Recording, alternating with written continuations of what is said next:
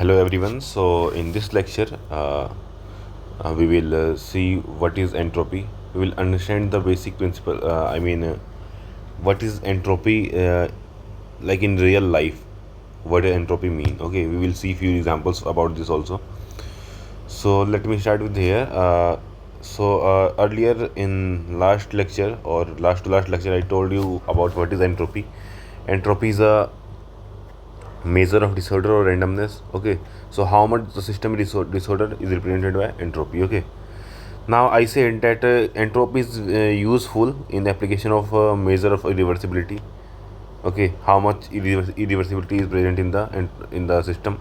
The higher the entropy of the system, the more the value of irreversibility will be. Okay, next, what is direction of process? Direction of process can be found using the principle of entropy. Okay, now there is one more thing, that is limit of engine efficiency. So due to the presence of entropy, our engine efficiency cannot reach 100%. Okay, now I have already told you that entropy analysis is basically of three types: heat transfer, mass transfer, and heat entropy generation. Okay, so here are some things that I've mentioned you earlier, that for same amount of energy, at same, if we increase the temperature, the entropy will decrease, because for the same amount of energy at higher temperature will be high graded energy. Okay, now if we talk about at low temperature, the entropy will be higher. Okay, for same amount of same mass of the system, if temperature increases, the energy of system will increase, and so will the entropy. Similarly here, if temperature decreases, the entropy of the system will decrease, or and same the entropy will also decrease. Okay, now moving to next topic. Next, let me tell. Next, I also discussed that entropy of high graded energy. Like if we talk about work, if I ask you about what will be the entropy for the work transfer to a system or work done by a system, so the entropy of a high graded energy is always zero. Okay. Next, let's see some example. Let's say there is a reservoir, thermal energy reservoir is at 1000 Kelvin. Okay, and this reservoir interact with the engine. Okay, let's consider to that there is no work output in the system. Work output is equal to zero. So let's say that it absorbs, engine absorbs 1000 kilojoule of heat from the thermal reservoir at 1000 Kelvin, and releases this heat at 500 Kelvin. So the engine will release the same amount of heat. Okay, so from here we can say that delta S1, let's say this is a thermal reservoir 1, this is thermal reservoir 2.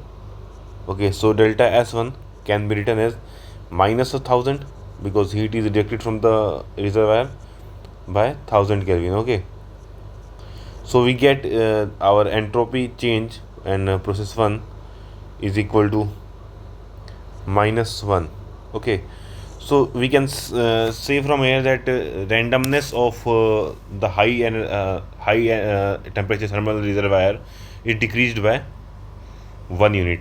Okay, similarly, if we calculate the entropy change for system 2, since 1000 kilojoule of energy provided to the system, it will be positive, and then at 500 Kelvin we can get delta S2 is equal to 2. Okay, so for the same amount of energy, if we say that net work done is 0, so we can see that randomness is increased by 1 unit. So 3 units here.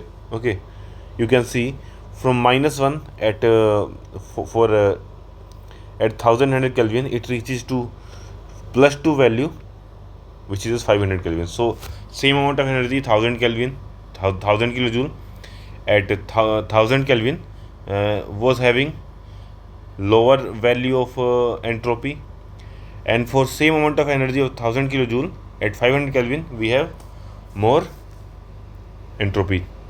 Okay, like I mentioned here earlier. Okay, next, let's say that you want to obtain some work. Like here we consider that work done is equal to 0. Let's consider that now I want some work output. Okay, So for work out, in case of work output, there may be two type of system. First is like engine is operating reversibly, okay, reversible, and second is it is irreversible. Okay, now let's consider that if there is work for, in case of irreversible system, what is we all know that delta S of the universe is equal to 0. So if I add delta delta S1 plus delta S2 plus delta S of heat engine, it should be equal to 0. Heat engine, it's always 0 because the process will be cyclic. For S1 we know that value is -1, okay, and for S2 if there is some work output, then this heat will change. So let's calculate what will be the should be the S2. Delta S2 is equal to 1. So for reversible process, delta S2 must be 1. Okay, must be 1. It must be 1, and this is the must. Okay, so we know that if for delta S2 be 1, so we can calculate Q2. Let's say this is Q2, this is Q1. Okay, so Q2 can be only be T delta S2, that is 500 kilojoule. Okay, so what is the maximum work that can be obtained in case of reversible process? Maximum work output is equal to Q1 minus Q2 is equal to 500 kilojoule. Okay, I hope you understand this point. Now if we talk about irreversible engine, then our delta S universe is greater than 0. So similarly as we did in this case, so from here we will get delta S2 is greater than 1, and this condition is also a must. This must happen. If it won't happen, then the system won't be reversible. Okay, or if it is less than 1, then the system become impossible. Okay, next, considering this, we can calculate that the heat rejected Q2 must be greater than 500 kilojoule. Okay, and hence the work done obtained during the irreversible process must be less than 500 kilojoule. I hope you can get all these points from here. Okay, so I hope you understood the basic principles of entropy. Okay, now I will be moving to few more topics here. First being mixture of ideal gases.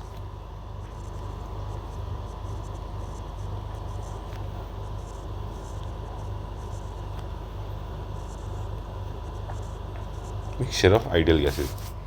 Okay, let's consider system. Let's say this is a volume. Okay, and let's say that the total volume is V, temperature is T, and pressure is PT. Okay, now if first thing we have to study here is partial pressure, concept of partial pressure. Now here let's consider that this volume consists of different type of gases. Let's say oxygen. Let's say there is air, so there would be presence of oxygen, nitrogen, carbon dioxide, etc. All the gases will be present inside this. Okay, so total volume is V, temperature is T, and pressure is PT. But if I tell you that let's say there are gases 1, 2, 3, okay, and say so on. Let's say up to n gases. So if I say that you have to tell me about the pressure due to the gas 1 only, or pressure to the gas 2 only, pressure to the gas 3 only. So for that case we will be using this study. Okay, so let's say that the pressure to the gas 1 is P1, but it is still like filled in volume V. So P1V is equal to N1 RT. Temperature will be same for all the gases. Okay, next if I talk about P2, then I can take P2 is V is equal to N2 RT.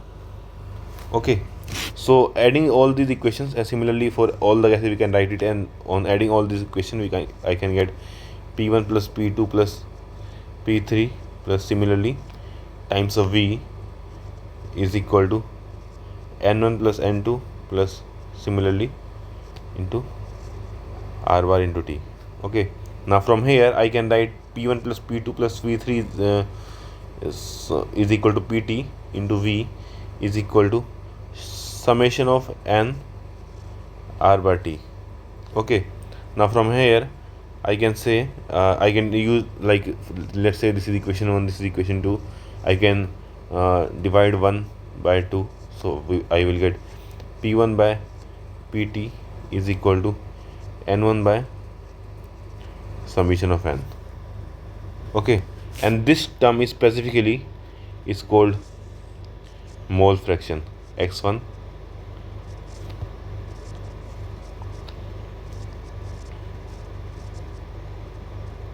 mole fraction. Okay, so from here I can say that P1 is equal to x1 times of Pt, and similarly I can also say that P2 is equal to x2 times of Pt, P3 is equal to x3 times of Pt. Okay, and the second we have already looked into partial pressure. The second we will look into equivalent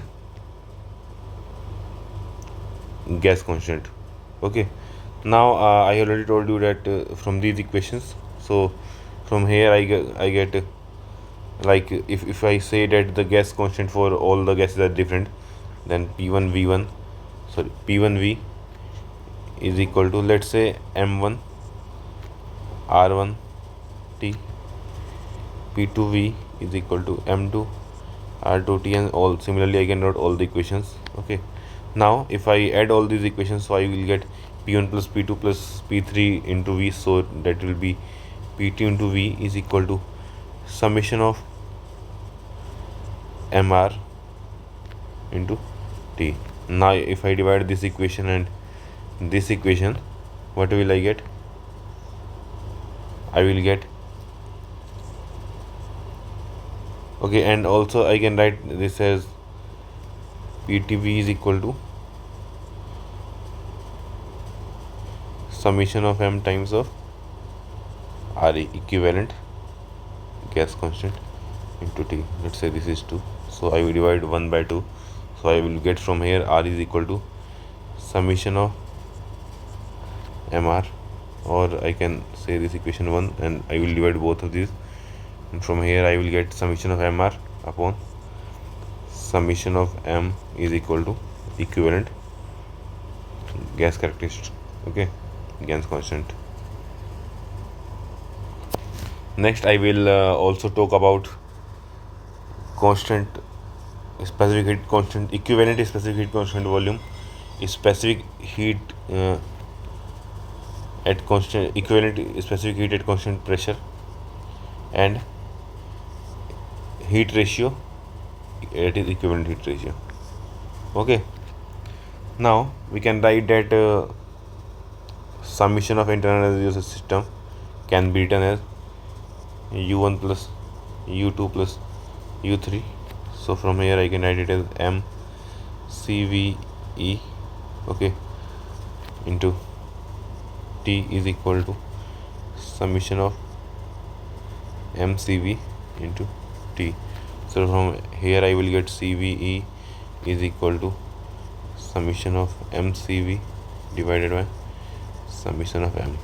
Okay, now similarly if I will do summation of H is equal to H1 plus H2, so from here I will get CP equivalent is equal to summation of M CP by summation of M.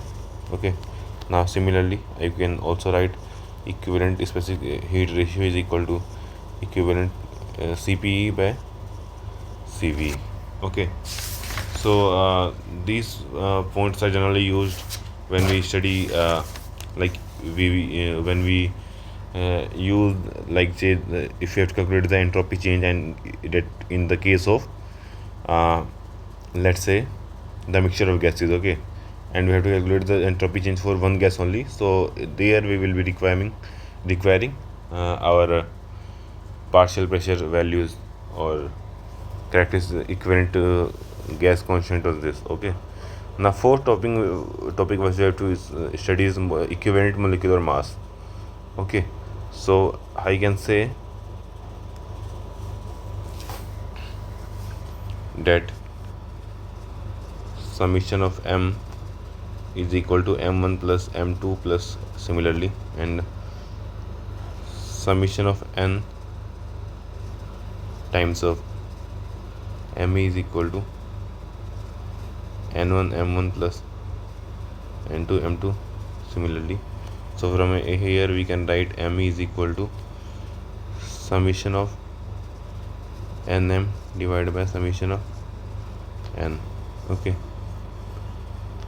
Next, I can also write it as m is equal to, now for each of this, like I can write n1 upon summation of n. Okay, from here I can see that n1 upon summation of n, so that will be x1. So I can write m is equal to x1 m1 plus x2 m2 plus similarly. Okay.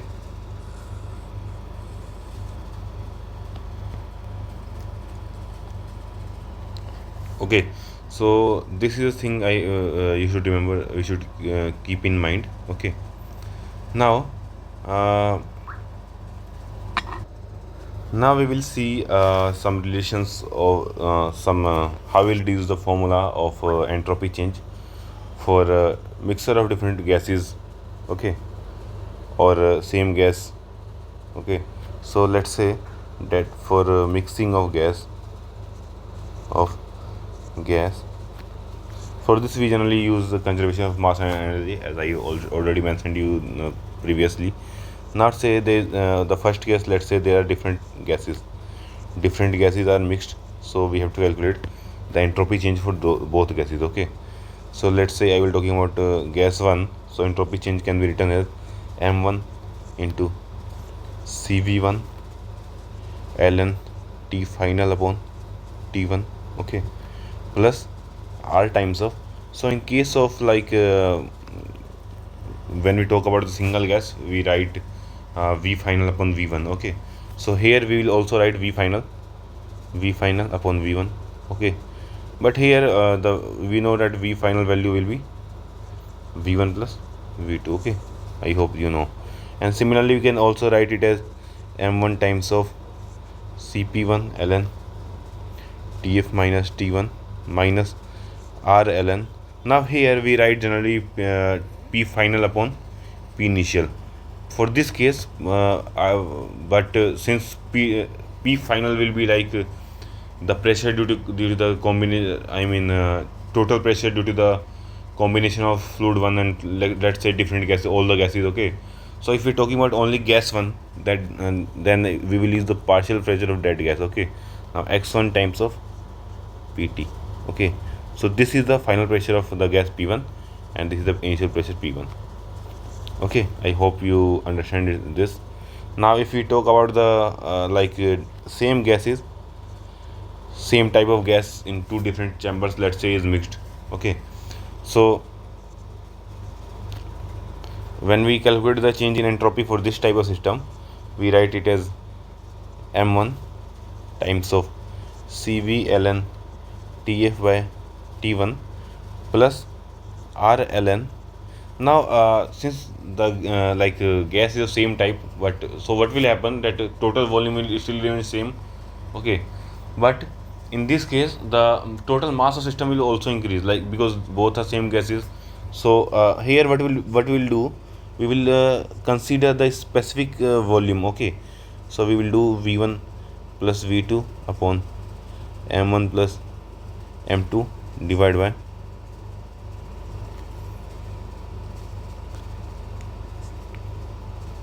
v1 by m1. Okay, so this is our relationship. And similarly we can also write it as m1 times of cv1 cp1, or for both gases it will be same. Okay, so if we don't write, then it won't matter either, tf by t1 minus r ln. Now again the pressure will be like total pressure, because both are gases are same, so it won't make any difference if we consider the partial pressure also. Okay, Pt upon P1. Okay. Okay, I think you all should understand this point now.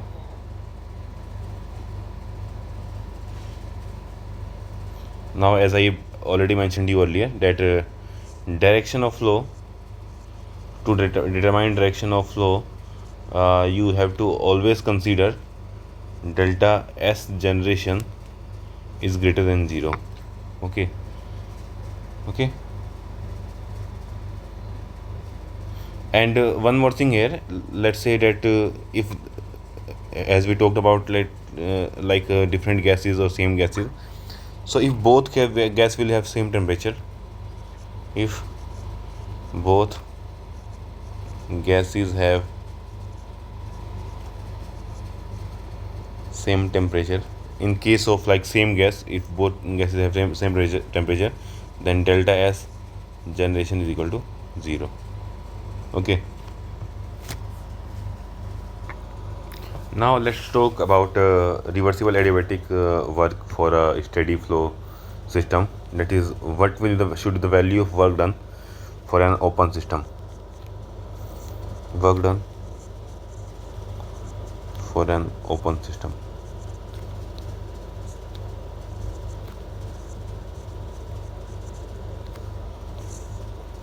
Okay.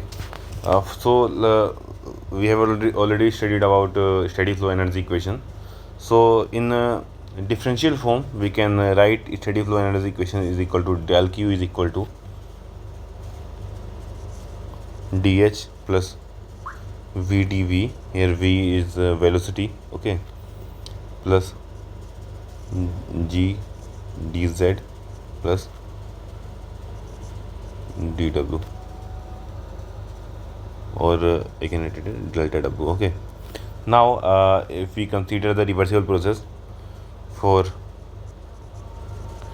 reversible process, delta Q is equal to T ds. Okay, so you can we can use it here, and we will get T ds is equal to dH minus plus VdV plus G dz plus delta W. Now from our second TD equation, we know that dH minus VdP is equal to TdS. Okay, so if we applied it here, we can write TdS as dH minus VdP, and we will get minus, okay, or let's say write this V is V dP is equal to VdV plus G dz plus delta W. Okay, now if we integrate all this equation from state 1 to state 2, so and let's assume that change in kinetic energy is equal to change in potential energy is equal to 0. Okay, so what we will get? We will get work done for open system, that is 1 to 2 minus V dP. Okay, so this is the very important relation you should remember. So this relation for open system is applicable in case of steady state. Okay, change in kinetic energy is equal to change in potential energy. We have already assumed it equal to 0. Okay, and third button, the last, that is reversible process.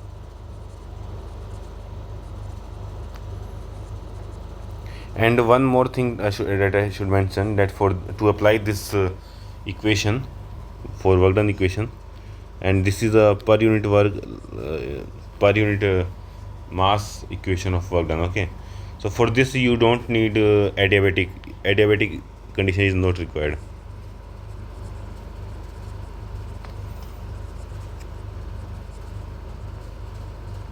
Adiabatic not required.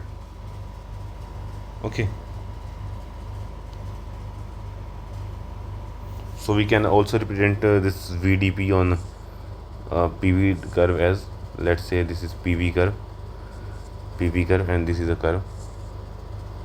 Okay, so you already know that in case of a closed system, we represent the area under the curve with volume axis is equal to work done. Okay, now opposite to this, in case of open system, we represent this area with area under the curve with pressure axis to be work done. Okay, work done during with control volume. Okay, is minus VTP. Okay, I think you got this well.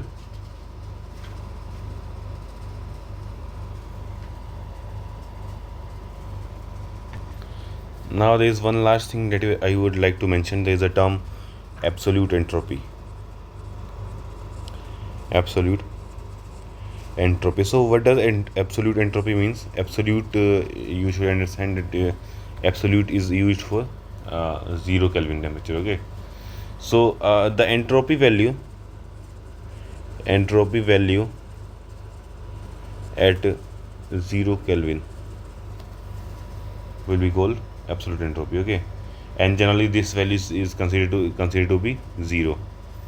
Okay, because for any pure crystalline substance at absolute 0 Kelvin will be in a state of perfect order.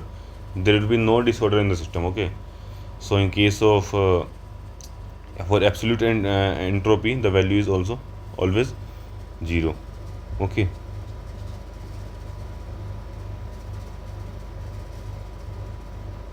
and this value, if you like, we consider this value of entropy to be 0. Okay, and why do we consider it? Because this is value is not attainable. We cannot obtain this value, because we know we will further study in third law of thermodynamics that 0 Kelvin is not obtainable. Okay, so if we can't obtain it, then how can we calculate the value of entropy? Okay,